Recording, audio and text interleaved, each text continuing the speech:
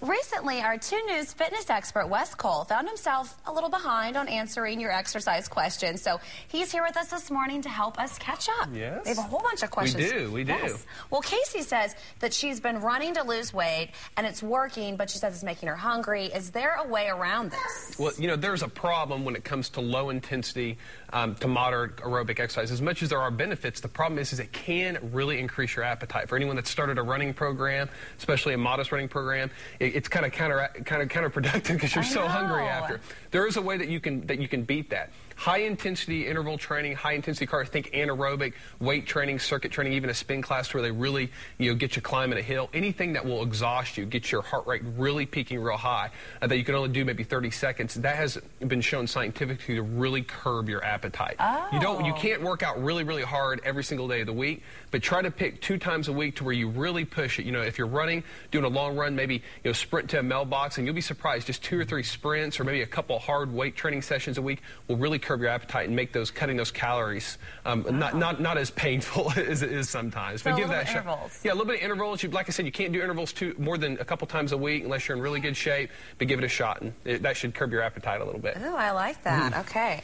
Well, Bobby asks, my doctor says I need to increase my strength, but I'm afraid I'll hurt myself lifting weights. Is there a body weight exercise or something that I can do safely? Well, the thing about it is so many people, when they say I'm a little too weak to lift weights, so maybe just stick with body weight exercises.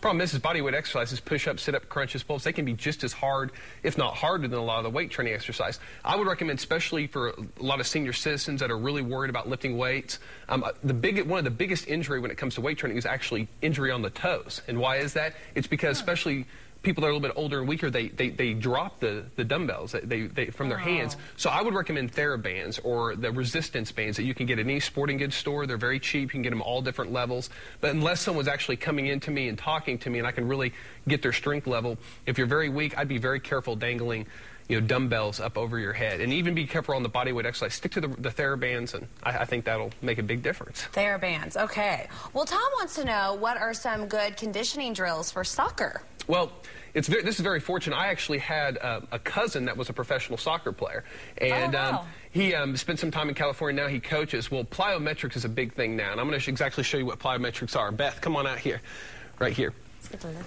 Try this right here. These are just basically lateral movements, lateral jumps to the side.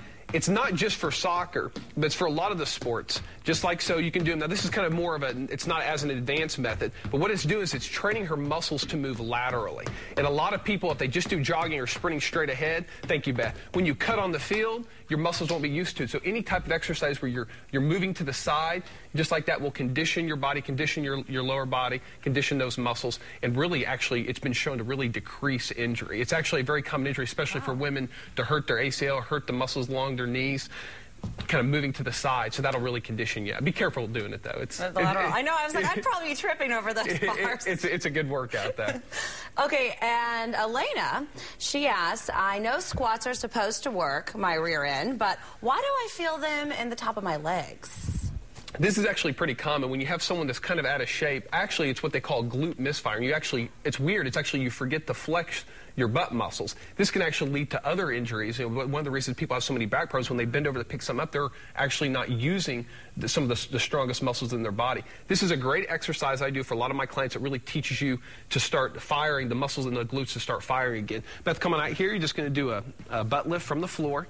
Now, this exercise might look easy, but I guarantee you, doing a few sets of these each side, maybe 10 or 15 sets, it'll really isolate the glute. You'll feel it along your hamstring a little bit, but I guarantee you this right here will make your butt just a little bit sore. But do 2 or 3 sets, maybe 10 to 15 reps. It'll really start teaching your body to flex those glutes. Make sure you get both sides, and you'll be good to go. Thank you, Beth.